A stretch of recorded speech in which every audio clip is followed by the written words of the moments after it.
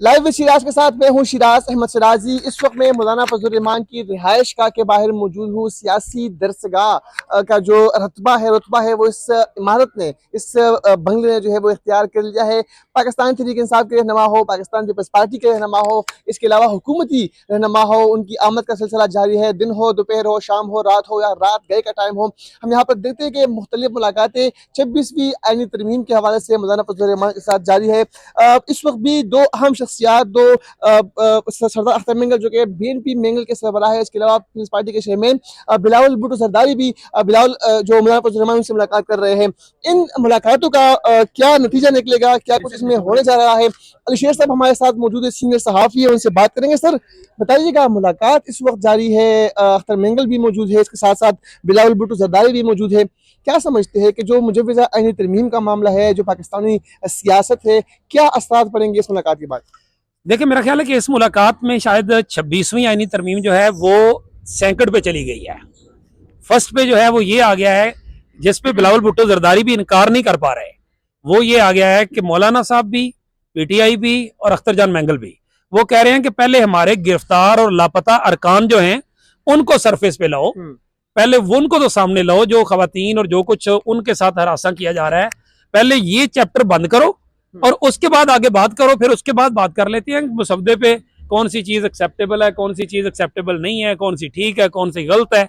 लेकिन ये जो आपने एक तरह से इधर से बातचीत कर रहे हैं, उधर से आप बंदे उठा रहे हैं, उनको जिस तरह से होस्टेज कर रहे हैं, इस तरह की सूरत हाल पे तो ये चीज नहीं चल सकती इस वक्त। बिलावल भुट्टो, अच्छा जब मैं इसकी इस वजह से भी कह रहा हूँ कि रात को जब हम यहाँ मौजूद थे तो बिलावल भुट्टो जरदारी साहब आए थे, तो आपको याद है कि हमने उस वक्त भी वो खबर दी थी कि मौलाना फजल रहमान ने बिलावल भुट्टो जरदारी को खरी खरी सुनाई थी कि जनाब अली आप उधर से वोट मांगते हैं और उधर से जो है ना वो इस तरह के ये लोग उठाए जा रहे हैं, ये सब कुछ हो रहा है, इस तरह तो नहीं होता। और फिर खासतौर पे जो बिलावल की वहां पे स्पीच थी, नहीं करेंगे तो फिर हम करवा लेंगे, और ये मेरी आखिरी मुलाकात होगी मौलाना से 26वीं आईनी तरमीम के हवाले से। वैसे आखिरी की गिनती के एतबार से आप पता नहीं ये उसके बाद वाली है, इसको गिनेंगे नहीं शायद वो अपनी लफ्जों में कि फिर आए हैं। तो वो सारी सूरत हाल है। इसमें इस वक्त जो ज्यादा प्रॉब्लम क्रिटिकल फंसा हुआ है वो ये है कि हुकूमत ने जो मुर्गे काबू कर लिए हैं, उन मुर्गों को वो छोड़ती है तो वो कहीं पिछली दफा की तरमीम की तरह हाथों से ना निकल जाए और फिर तरमीम ही ना चली जाए। और अगर वो उनको नहीं छोड़ती है तो ये जो टेंस माहौल बना हुआ है, ये जो प्रॉब्लमेटिक माहौल बना हुआ है, उस माहौल का क्या करें? अब हुकूमत फंसी हुई है इस बात के अंदर कि अगर वो कूल तरीके में आती है और बातचीत के जरिए तरमीम कराना चाहती है, करना चाहती है, और जो बंदे इन्होंने मुश्किल के साथ, खासी मुश्किल के साथ जिनको कहीं ना कहीं सेव किया है, तो वो अगर निकल गया तो हो सकता है वो भी अनसेव हो जाए। जिस तरह सेनेट और असेंबली जो है वो खाली नजर आती है, देखते हैं आप किस तरह 4-4, 5-5 PTI के लोग मौजूद होते हैं असेंबली में भी और सेनेट में, बाकी सीटें खाली होती हैं, और वो कह रहे होते हैं कि ये वाहन अगर खाली है तो ये आपकी हरकतों की वजह से खाली है, क्योंकि हमारे अरकान को डर है कि उनको उठा लिया जाएगा, उनको अगवा कर लिया जाएगा। तो मेरे ख्याल में तो इस वक्त नंबर 1 तो ये मैं आपको कह रहा हूं कि आज तो आईनी तरमीम नहीं आने जा रही, ये तो बिल्कुल लिख लें। आज आईनी तरमीम नहीं आने जा रही। आज जो है वो गिनती पूरी की जाएगी, गिनती पूरी करने की कोशिश की जाएगी। कल इतवार की छुट्टी भी चली गई, ये पिछली बार भी तो गई थी, पिछली बार गई नहीं थी। और ये भी आपको याद है ना कि इतवार की रात को तक हम सब लोग पार्लियामेंट में थे, और उस रात में जो है वो फिर हुकूमत जिस तरह से वो फैसल वावड़ा के अल्फाज याद है ना, ये नालायक है, ये नकम्मे हैं, ये खड्ड है, मजड है, पता नहीं क्या क्या यूज किया जा रहा था। फैसल वावड़ा ने तो कल ये भी कहा है कि आज के दिन के हवाले से कहा है कि तरमीम हो जाएगी। सर फैसल वावड़ा साहब ने तो पिछली बार भी ये कहा था, कहने को तो वो बार बार ये कहते रहते हैं। वो शेख रशीद नहीं कहता होता था, शेख रशीद फैसल वावड़ा 2 या शेख रशीद फैसल वावड़ा 1, मतलब एक ही जैसा किरदार है ना दोनों। वो भी कहता था, मैंने ये बात कही नहीं थी, शेख रशीद का लेटेस्ट वर्जन है सर, ये कह ले। तो वो ये जो कहते हैं इसका, चूंकि इसका टेन्योर ज्यादा नहीं है, अदरवाइज मैं चैलेंज से कहता हूँ शेख रशीद के अपने कहे हुए अल्फाज जो हैं उनको टुकड़ों की सूरत में काट के ना, हम तो अब हमारा तो टिकरों का काम रह गया है, ये स्पॉट रिपोर्टिंग रह गई है, रिसर्च रिपोर्टिंग हमारी है नहीं। हम करना भी चाहें तो कोई करना ही नहीं देता, ना टाइम होता है, कर सकते भी नहीं है सर। शेख रशीद के सिर्फ उसके अपने कहे हुए अल्फाज जो गलत साबित हुए, जो आए पेशीन गोइयां करता था, सिर्फ उसको बिठा के 1 घंटा दिखा दिया जाए ना, छोटे छोटे क्लिप्स, तो शायद वो कहीं अपने घर वाले तो खैर है ही नहीं वैसे उसके बेचारे के, वो उनको भी मुंह दिखाने का ना रहे।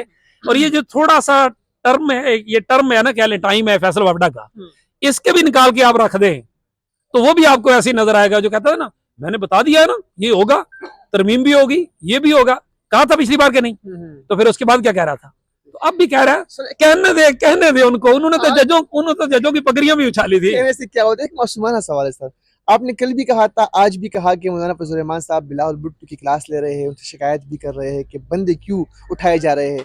आपको लगता है कि जो उठाने का इख्तियार है बिलावल भुट्टो सरदारी के पास है? Yes, very good, $1 million question. यही तो वो मुसीबत है। मुसीबत ये है कि इन बेचारों के ना इनका उठाना इनके बस में है और ना उनका छुड़वाना इनके बस में है। ये जिस मुसीबत में फंसे हैं, ये इसको देखने की जरूरत है कि ये किस अजाब से गुजर रहे हैं। ना ये उसकी तईद कर सकते हैं कि ये जो कुछ हो रहा है ठीक हो रहा है, और ना ये उसका इख्तलाफ कर सकते हैं। इख्तलाफ भी फॉर्मेलिटी का, कल पार्लिमानी पार्टी का इजलास हुआ और उसमें कहा कि नहीं ये उठाया जाना ठीक नहीं। हमने खुर्शीद शाह साहब से वहां गुफ्तगू की थी, नहीं हम इस बात की हमायत नहीं करते, ठीक है, लेकिन हम इस बात को रोकने की मजम्मत भी नहीं करते और ये भी नहीं कहते कि ये सिलसिला रोको फिर आगे बात करेंगे, ये भी नहीं करते। तो ये इस तरह नहीं है। फैक्चुअल बात यह है कि इनके बस में, सिर्फ इनके नहीं यार, वो पहले जब इमरान खान था तो उसके दौर में किसके बस में था, उससे पहले थे उस वक्त किसके बस में था, अब है तो अब किसके बस में है। तो इस वजह से मैं नहीं समझता, ये बेचारे फंसे हुए इस अजाब में है, करता कोई है भरता कोई है।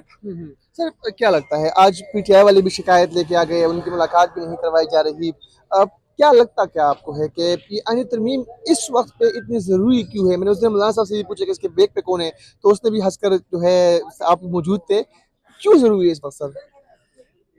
देखिए, पर मेरा ख्याल है कि शायद मुझे नहीं समझ आती कि इस वक्त क्यों जरूरी है, जब खुद आप कह रहे हैं कि काजी फायज ईसा पे कांटा लगा दिया गया है। हाँ। तो फिर तो आप इसको थोड़ा सा अच्छे तरीके से कर लें, ज्यादा बहस कर लें, 4 दिन और गुजार लें।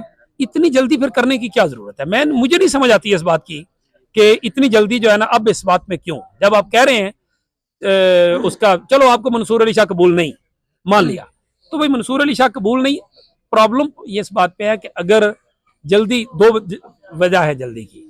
एक यह है कि पहले जल्दी थी कि काजी को रखना है और काजी को ऊपर बैठाना है और काजी की खिदमात लेनी है, और काजी ने जो खिदमात दी है उन खिदमात का मेहनताना उनको देना है। जो जिस तरह मजदूर को कहते हैं ना, कराची में कहते हैं भाई इस मजदूर का मेहनताना दे दो, तो वो काजी साहब का मेहनताना देना था। अब वो मेहनताना तो दे नहीं सके, वो तो रह गया। अब जो अगला है मंसूर अली शाह, उसको अगर 25 तक रोकते नहीं है, तरमीम ला के रोकते नहीं है, तो फिर उसका नोटिफिकेशन जारी करना पड़ेगा। तो नोटिफिकेशन जारी हो गया मंसूर अली शाह का, तो बकौल इनके कि वो पता नहीं इनको खा जाएगा, क्या कर देगा। हालांकि ये वही मंसूर अली शाह जिसके पिछले फैसले जो है वो पीटीआई के जोड़ों में किस तरह बैठे थे, सबको नहीं पता काजी साहब के साथ मिलके। उसके बाद फिर ये वही मंसूर अली शाह, हाल ही में जो अंसार बासी साहब ने खबर दी थी कि मंसूर अली शाह के बिल्कुल करीबी तरीन जराए जो हैं उन्होंने बताया है कि उनके बारे में ये गलत प्रोपेगेंडा किया जा रहा है कि मैं आ गया तो हुकूमत के केसेस उड़ा दूंगा, मैं आ गया तो हुकूमत उड़ दूंगा, ये कर दूंगा, इलेक्शन खोल दूं। ऐसी कोई बात नहीं है। वो खबर ऐसी ही थी, वो खबर किसी ने दी थी ना, किसी ने फीड की थी ना, कहीं कोई मुज़ाकरात हुए थे ना, कहीं कोई बातचीत हुई, तो वो उसके बाद वो खबर आई थी। तो इसलिए वो अपनी तरफ से यकीन दहानियां और कुछ ना कुछ चीजें कर रहे हैं। इनको अपना डर लगा हुआ है, एतबार दोनों को एक दूसरे पे नहीं है। गारंटर कोई ऐसा है नहीं कि जो इनकी गारंटी उठा ले, क्योंकि अफसोस की बात है कि यहाँ इदारे, अफराद, शख्सियात ये गारंटियों पे चलते हैं, आइन कानून और इंसाफ पे तो चलते कोई नहीं है। Thank you so much. अशीर साहब हमारे साथ मौजूद थे, तफसीली बातचीत की गई मुलाकातों के हवाले से। जो आज अहम मुलाकात हुई पाकिस्तान तहरीक इंसाफ की तरफ से, जो बिलावल भुट्टो सरदारी और अख्तर मेंगल के साथ मुलाकात जारी है, इससे क्या कुछ निकला सकता है, इस पर भी तफसीली बातचीत हमने की। और अल्लाह करे कि आज ये सब मामला जो है वो हल हो जाए, आईनी तरमीम भी हो जाए, ताकि हम कम से कम सुकून का सांस ले।